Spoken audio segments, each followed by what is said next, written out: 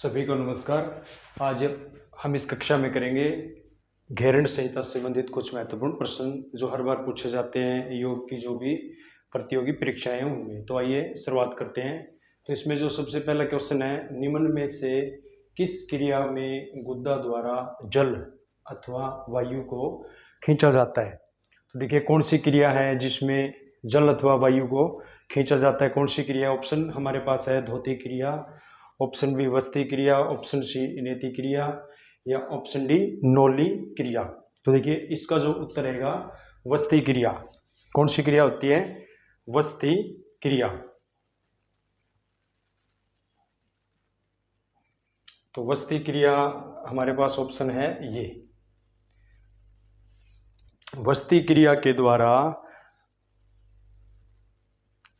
जल अथवा वायु को क्या है? खींचा जाता है। और वस्ती क्रिया क्या होती है? वस्ती क्रिया होती है जिसमें किसकी सफाई होती है? बड़ी आंत की। तो बड़ी आंत अगर पूछ लिया जाए कौन सी क्रिया द्वारा बड़ी आंत की सफाई होती है, तो वो होती है वस्ती क्रिया। तो ये जो हम पढ़ रहे हैं इसके अंदर ये हमारा सारा कुछ किसमें है? घेरंड संहिता। जो घेरंड संहिता है उसमें कुल कितने अध्याय हैं? 7। आप लोगों को अच्छी तरह से याद रखना है 7 अध्याय हैं। और अध्यायों को क्या बोला गया है? इसमें प्रकरण बोला गया है, ये भी आप लोगों को याद रखना है। और जो 7 अध्याय है उसमें से जो पहला अध्याय है, पहला अध्याय अगर आप लोगों से पूछ लिया जाए तो वो है षटक्रम। तो षटक्रम में क्रमानुसार जो भी हमारे पास सबसे पहले होता है धोती, फिर दूसरे नंबर पे आता है वस्ती, फिर नेति, नौली, त्राटक, कपालभाति। तो जो षटक्रम भी है वो भी कितने प्रकार का होते हैं? 6 प्रकार का। तो आप लोगों को अच्छी तरह से याद रखना है। उनमें से एक षटक्रम है वस्ती। तो ये जो सारा कुछ था ये किससे संबंधित था कि जो गुद्दा द्वारा जो जल अथवा जो वायु खींची जाती है वो कौन सी क्रिया होती है? वो होती है वस्ती क्रिया, जिससे किसकी सफाई होती है? बड़ी आंत की क्या होती है? सफाई होती है। इसी में अगला प्रश्न हमारे पास है,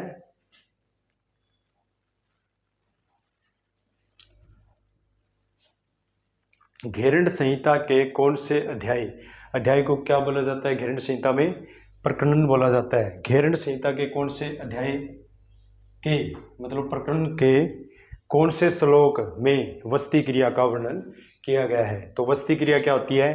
जो बड़ी आंत की सफाई होती है उसको वस्ती क्रिया बोला जाता है। तो इसमें उत्तर हमारे ऑप्शन हमारे पास है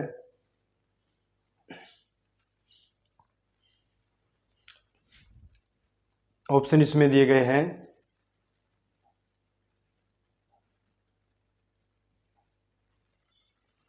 ऑप्शन ए है 1/45, ऑप्शन बी 1/46, ऑप्शन सी 1/47 और ऑप्शन डी 1/48। तो इसका जो उत्तर रहेगा ऑप्शन ए। और ऑप्शन ए हमारे पास क्या है? ऑप्शन ए है 1/45। तो देखिए प्रश्न क्या है? घेरंड संहिता के कौन से अध्याय के कौन से श्लोक में वस्ती क्रिया का वर्णन किया गया है? तो घेरंड संहिता का 1/45 का मतलब क्या है? एक का मतलब है पहला अध्याय और 45 का मतलब क्या है? 45वां श्लोक। तो पहले अध्याय के 45वें श्लोक में, पहले अध्याय के 45वें श्लोक में किसका वर्णन किया गया है? घेरंड संहिता का वस्ती क्रिया का वर्णन किया गया है। उसके बाद है अगला प्रश्न हमारे पास, प्रश्न नंबर 3। घेरंड संहिता में वस्ती क्रम के कितने भेद बताए गए हैं? तो इंपॉर्टेंट क्वेश्चन है ये, बार बार पूछा जाता है नेट की जो भी परीक्षाएं हैं उसमें कि घेरंड संहिता में वस्ती क्रम के कितने भेद बताए गए हैं। तो वस्ती क्रम जो अभी बार बार पूछा जा रहा है पीछे, जो बड़ी आंत की सफाई होती है। तो घेरंड संहिता में वस्ती क्रम के कितने भेद बताए गए हैं? किस में पूछा गया है? घेरंड संहिता में। तो घेरंड संहिता में ऑप्शन ए है 2 भेद बताए गए हैं, ऑप्शन बी 3 भेद, ऑप्शन सी 4 भेद या ऑप्शन डी 5 भेद। तो जो इसका जो उत्तर जो रहेगा वो रहेगा हमारे पास ऑप्शन ए 2। घेरंड संहिता में वस्ती क्रम के कितने भेद बताए गए हैं? 2। और वो आप लोगों को याद रखना है, जलवस्ती और दूसरा है शुष्क वस्ती। दो भेद बताए गए हैं। पहला है जल और दूसरा क्या है, शुष्क। तो जल वस्ती वो होती है जिसमें जल का प्रयोग किया जाता है, जल खींचा जाता है गुदा द्वार के द्वारा। और शुष्क वस्ती कौन सी होती है, जो सूखे स्थान पर की जाती है, सूखे स्थान पर। तो कई बार पूछ लिया जाता है ये भी, तो अच्छी तरह से याद रखना कि घेरंडशीलता में वस्ती क्रम कितने प्रकार का बताया गया है, 2 प्रकार का बताया गया है, और उनके नाम है जल वस्ती और शुष्क वस्ती। उसके बाद है अगला क्वेश्चन,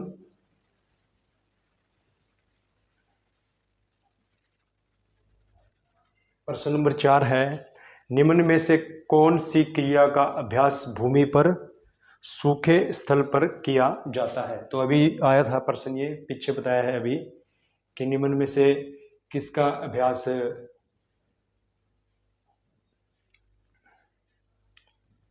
भूमि पर या फिर सूखे स्थान पर किया जाता है। तो भूमि पर या सूखे स्थान पर किसका अभ्यास किया जाता है, वस्ती क्रिया में से पूछा है। ऑप्शन ए जल वस्ती, ऑप्शन बी शुष्क वस्ती, ऑप्शन सी ए एवं बी दोनों, और ऑप्शन डी इनमें से कोई नहीं। तो इसका जो उत्तर रहेगा शुष्क वस्ती। जो शुष्क वस्ती है उसका अभ्यास कहाँ पे किया जाता है, या तो भूमि के ऊपर या फिर सूखे स्थान पर। सूखे स्थान पर जो कौन सी क्रिया की जाती है, शुष्क वस्ती का हम अभ्यास करेंगे। और जल, नाम से ही पता लग रहा है कि जल वस्ती का अभ्यास अगर पूछ लिया जाए तो वो कहाँ पे किया जाता है, वो किया जाता है जल में, क्योंकि जल पानी के अंदर मतलब ये क्रिया की जाती है, गुदा द्वार के द्वारा जल को क्या इसमें खींचा जाता है। तो ये भी कई बार पूछ लिया जाता है। उसके बाद अगला प्रश्न है इसी में हमारे पास, निम्नलिखित में आजकल कौन सी तकनीक का प्रयोग बड़ी आंत की सफाई के लिए किया जाता है। तो योग से संबंधित है ये, वेरी वेरी इंपॉर्टेंट क्वेश्चन है ये, पूछ लिया जाता है। तो आप लोगों को अच्छी तरह से याद रखना है कि ऐसी कौन सी क्रिया है, तकनीक का प्रयोग आजकल बड़ी आंत की सफाई के लिए। बड़ी आंत की सफाई के लिए कौन सी तकनीक का प्रयोग किया जाता है। Option A acupuncture, option B enema technique, option C ENT क्रिया, और ऑप्शन डी साइनस। तो उत्तर इसका रहेगा एनिमा टेक्निक। बहुत ज़्यादा आजकल जो एनिमा टेक्निक है उसका प्रयोग किसके लिए किया जाता है, बड़ी आंत की सफाई के लिए किया जाता है। सभी को अच्छी तरह से याद रखना है, योग से संबंधित क्वेश्चन है ये, कि आजकल जो एनिमा टेक्निक दी जाती है वो किससे संबंधित होती है, बड़ी आंत में जो कचरा वगैरह फंस जाता है उसकी सफाई के लिए हम किसका प्रयोग करेंगे, एनिमा टेक्निक का क्या है प्रयोग करेंगे। बार बार आने वाला क्वेश्चन है ये। उसके बाद है अगला प्रश्न हमारे पास है, शुष्क वस्ती में कौन सी मुद्रा, यह भी इंपॉर्टेंट क्वेश्चन है। देखिए शुष्क वस्ती जो है उसमें पूछा है कि कौन सी मुद्रा का हम प्रयोग करेंगे। तो ऑप्शन हमारे पास दिए गए हैं, शुष्क वस्ती में कौन सी मुद्रा द्वारा गुदा का अंकुचन व प्रसारण किया जाता है। तो गुदा द्वार का अंकुचन व प्रसारण मतलब प्रसार और प्रचार, अंकुचन व प्रसारण किया जाता है शुष्क वस्ती में। शुष्क वस्ती में कौन सी मुद्रा द्वारा गुदा द्वार का क्या किया जाता है, अंकुचन व प्रसारण किया जाता है। तो ऑप्शन ए अश्वनी मुद्रा, ऑप्शन बी विपरीत करणी मुद्रा, ऑप्शन सी महाभेद मुद्रा, और ऑप्शन डी शांभवी मुद्रा। तो इसका जो उत्तर रहेगा अश्वनी मुद्रा। यूजीसी नेट में पूछा गया है 2 बार ये प्रश्न, और अच्छी तरह से आप लोगों को याद करना है कि शुष्क वस्ती में कौन सी मुद्रा द्वारा गुदा का अंकुचन व प्रसारण किया जाता है। तो अंकुचन व प्रसारण किया जाता है अश्वनी मुद्रा द्वारा। कौन सी मुद्रा द्वारा, अश्वनी जो मुद्रा है उसके द्वारा। अगला प्रश्न है, वस्ती क्रिया का संबंध है, मतलब जो वस्ती है उसका संबंध किससे है, ये यहाँ पर पूछा गया है।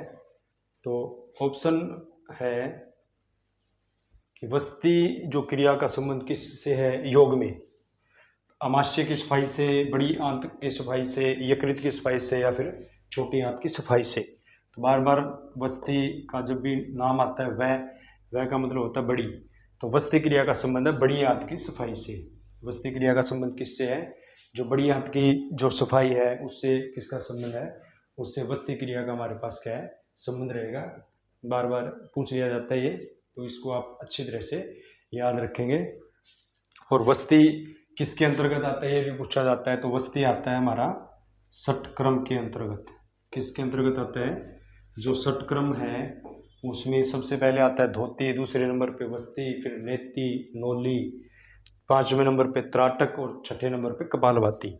तो वस्ती हमारा है दूसरे नंबर पे आता है किसमें, षटक्रम में। तो षटक्रम भी कितने प्रकार का है, 6 प्रकार का षटक्रम बताया गया है। किसमें, घेरंड संहिता। और जो घेरंड संहिता है हठयोग का सबसे प्राचीन और सबसे बड़ा ग्रंथ भी है, ये भी आप लोगों को याद रखना है। तो महत्वपूर्ण प्रश्न था ये। अगला प्रश्न है इसी में, नेति क्रिया षटकर्मों में कौन सा स्थान रखती है, अभी बताया था। नेति क्रिया जो है षटकर्म में कौन सा स्थान रखती है, तो ऑप्शन हमारे पास है, देखिए नेति। अब तक जितने भी प्रश्न थे वो हमारे थे किस से, वस्ती। वस्ती के बाद षटकर्म में क्या आता है, नेति। इसका मतलब नेति ऑप्शन ए दूसरा, ऑप्शन बी तीसरा, ऑप्शन सी पांचवा या ऑप्शन डी चौथा। तो इसका जो उत्तर रहेगा तीसरा, कि नेति क्रिया का तीसरा संबंध है। क्यों, क्योंकि जो षटकर्म 6 प्रकार के होते हैं, सबसे पहले धोती, दूसरे नंबर पे होता है हमारा वस्ती, तीसरे नंबर पे पता है नेति, चौथे नंबर पे नोली और पांचवें नंबर पे त्राटक और नंबर 6 पे होता है कपाल भाती। तो क्वेश्चन किसी प्रकार भी पूछा जा सकता है कि त्राटक घेरंड संहिता में कौन से नंबर पे आता है, तो 5वें नंबर पे आता है त्राटक और छठे नंबर पे कपाल भाती। तो नेति कौन से नंबर पे है, तीसरे नंबर पे, 1 2 3 तीसरे नंबर पर आता है नेति क्रिया। उसके बाद है अगला प्रश्न, नेति क्रिया के अभ्यास से निम्न अंगों की सफाई की जाती है। तो देखिए जो नेति क्रिया है, इससे पहले जो प्रश्न चला हुआ था कि वस्ती क्रिया, वस्ती क्रिया सभी को पता है कि बड़ी आंत की सफाई से संबंधित है। अब प्रश्न है नेति क्रिया का संबंध कौन से अंगों की सफाई से, शरीर के। ऑप्शन है ए हमारे पास है मुख्य रूप से यकृत की सफाई से, मुख्य रूप से अमाशय की सफाई से, मुख्य रूप से बड़ी आंत की सफाई से, या मुख्य रूप से आँख नाक गला। तो देखिए वेरी वेरी इंपॉर्टेंट क्वेश्चन है। जो नेति क्रिया की जाती है उसका जो संबंध यहाँ पे बताया गया है, इसका जो उत्तर है रहेगा ऑप्शन डी। और ऑप्शन डी क्या है कि आँख, नाक और गला। मतलब आँख को क्या बोलते हैं, ई आई होता है, नाक को बोलते हैं नोज और गला होता है थ्रोट। तो ENT सभी याद रखेंगे कि जो ENT जो मतलब ENT की साफ सफाई के लिए किसका प्रयोग किया जाता है, नेति क्रिया का प्रयोग किया जाता है। और नेति क्या होता है, पता है कि ये किसकी बनी होती है नेति, सूती जो धागा होता है, मतलब धागे की ये बनी होती है, जिसका प्रयोग हम नाक, आँख और गले की सफाई के लिए इसका प्रयोग है करते हैं।